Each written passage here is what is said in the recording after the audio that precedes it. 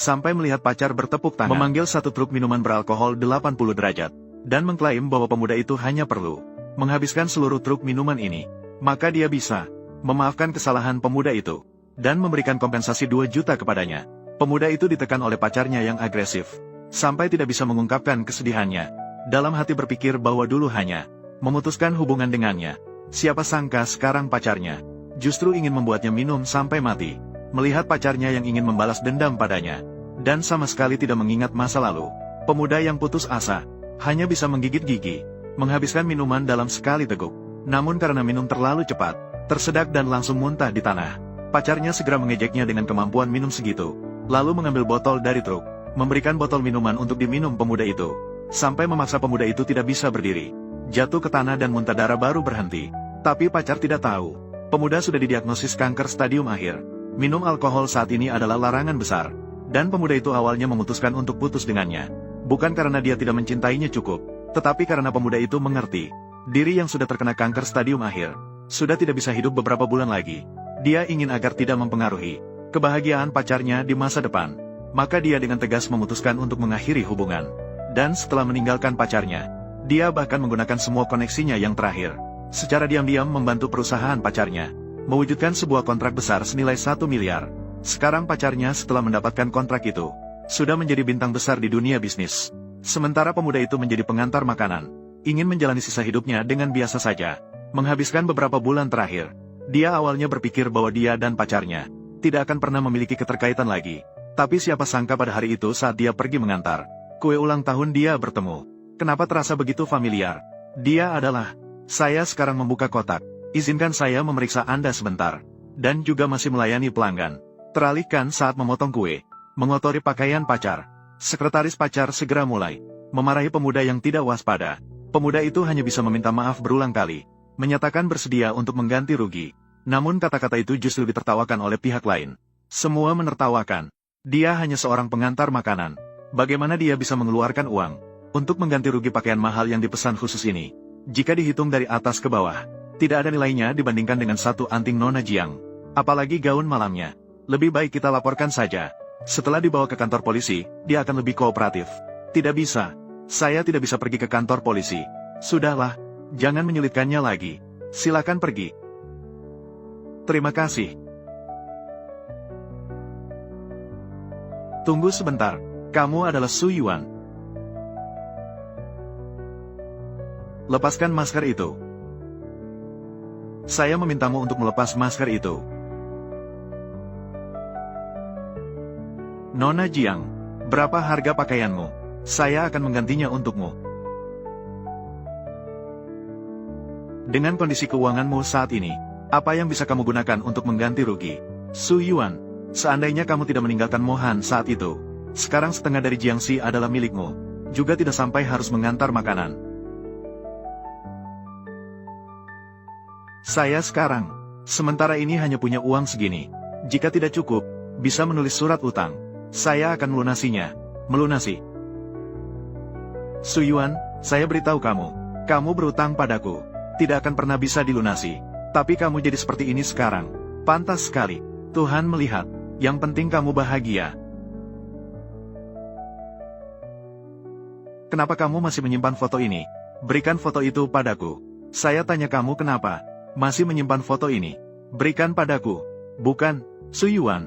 Kamu sekarang menyimpan foto lama ini. Apakah kamu merasa Nona Jiang akan mengingat masa lalu? Saya rasa, dia memang sudah merencanakannya. Dengan sengaja di depan Mohan. Berpura-pura kasihan. Kalau tidak, bagaimana bisa kebetulan tepat menerima pesanan kami? Ingin, boleh, foto dan dompet. Hari ini kamu hanya bisa memilih satu. Nona Jiang, saya hanya seorang pekerja. Mengapa menyulitkan saya? Saya memberi kamu pilihan. Jika kamu memilih hari ini, apa yang ada di hatiku? Saya akan memaafkanmu. Sudah lebih dari setahun. Masih belum melupakan saya. Saya pilih dompet. Bagaimana bisa ada orang yang sebodoh ini? Ternyata memilih dompet, tidak memilih foto. Mohan mungkin masih akan lembut hati. Tidak tahu bagaimana memanfaatkan kesempatan. Benar-benar bodoh sekali. Karena kamu sangat menyukai uang. Kenapa masih harus meletakkan foto saya di dalamnya? Foto sangat penting bagi saya. Setelah meninggalkanmu, tak terhitung hari dan malam, harus bergantung padanya. Tapi saya hampir mati. Saya tidak bisa membiarkan sisa hidupmu menanggung beban ini. Waktu sudah terlalu lama, lupa untuk mengambilnya. Kamu memang jahat. Jadi kamu merasa barang-barang di lantai ini lebih penting daripada foto kita, kan? Tentu saja. Lagi pula itu hanya foto lama. Hanya selembar kertas sampah. Kertas sampah. Benar. Memang itu selembar kertas sampah. Jadi, jika begitu, kamu sudah tidak peduli lagi. Tidak perlu menyimpannya lagi. Nona Jiang sudah meluapkan emosinya. Saya bisa pergi sekarang, kan? Berhenti. Apakah saya sudah mengizinkanmu pergi? Kamu mau bagaimana? Gaun saya ini, 500.000. Kamu tidak makan atau minum. Harus bekerja 3 tahun untuk membayarnya. Hari ini, asal kau bilang, dulu menyesal meninggalkanku. Aku tidak perlu kau ganti rugi. Aku sudah berbuat begitu keterlaluan. Apakah kau masih peduli dengan ini? Aku menyesal. Sangat menyesal. Jika tahu, Jiangxi akan ada di tanganmu. Jika bisa bangkit kembali. Dulu, aku seharusnya tidak berpisah denganmu. Nona Jiang, di sampingmu. Apakah kau masih kekurangan pria? Kita bisa kembali ke hubungan lama. Bagaimana kau bisa mengatakan hal seperti ini? Apakah kau tahu? Selama setahun ini aku berjuang keras dalam pergaulan. Minum sampai muntah darah. Saat aku paling membutuhkanmu. Kau di mana? Kau tidak merasa sedikit pun bersalah? Kenapa aku harus merasa bersalah? Itu kau. Selalu bertepuk sebelah tangan. Benar. Aku yang bertepuk sebelah tangan. Bukankah kau baru saja bilang ingin pergi? Boleh saja. Habiskan semua minuman di meja. Aku akan membiarkanmu pergi. Jika tidak, aku akan membuatmu tidak bisa bertahan. Tidak bisa bertahan. Aku tidak akan minum. Aku memaksamu minum. Kau harus minum. Bagaimana? Nona Jiang bangkit kembali. Sifatnya juga semakin besar. Mengira ada uang. Uang. Ternyata semua ini hanya untuk uang. Ini semua. Cukup tidak?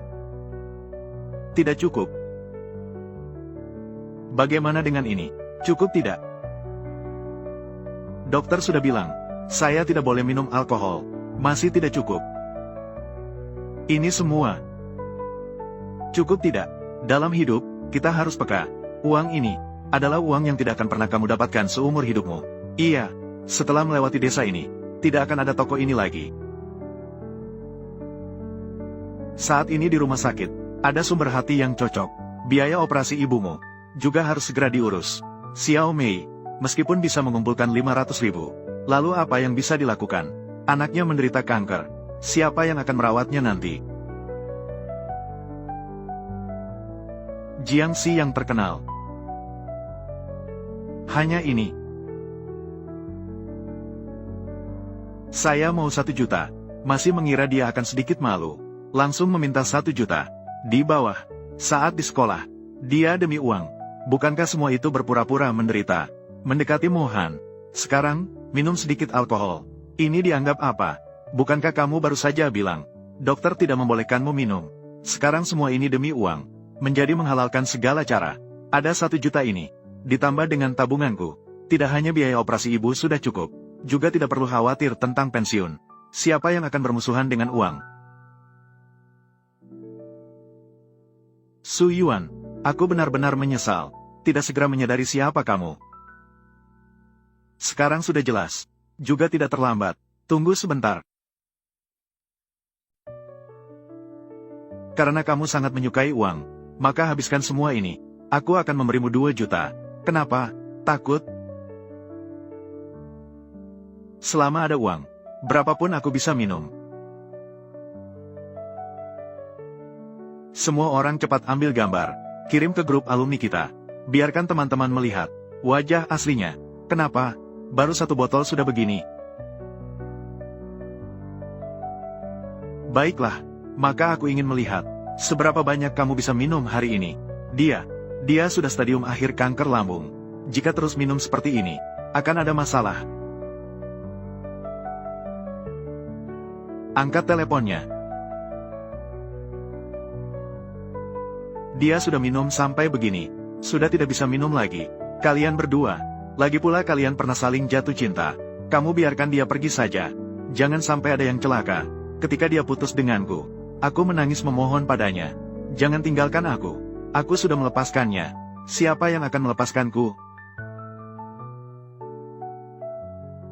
Aku bilang padamu, di dalam hatiku, kamu bukan apa-apa. Aku terhadapmu, tidak pernah memiliki sedikit pun perasaan tulus. Tidak akan putus denganmu. Apakah kamu ingin aku menunggu mati bersamamu? Tapi meskipun begitu, aku berharap dia memiliki alasan yang sulit. Tapi tepat saat dia tadi memilih dompet, aku terhadapnya sudah lama menyerah. Apakah kamu sudah menyerah? Baiklah, lupakan aku mulai sekarang. Itu adalah akibatmu. Aku sudah tidak menyukaimu sejak lama. Masih ingin memberi lebih banyak. Benar, itu adalah kesalahanku. Tapi tenang saja, tidak akan terjadi lagi. Kamu sudah menikah, tidak salah. Bertunangan, minggu depan di sini, mengadakan pernikahan. Cukup. Sangat baik. Bisa melihatmu, melangkah keluar perlahan. Sangat baik, kamu ada waktu nanti. Datanglah untuk menjadi pengantinku. Tenang saja, aku tidak akan menerima uang hadiah darimu.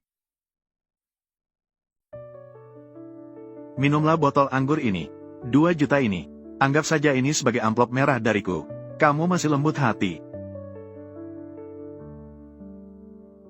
Maka aku ucapkan, selamat menempuh hidup baru. Dalam hidup kita ini, tidak akan pernah bertemu lagi. Mohan, kita semua salah menuduhnya. Dia berada di tempat yang tidak bisa kamu lihat. Selalu memikul beban berat untukmu. Nona Jiang.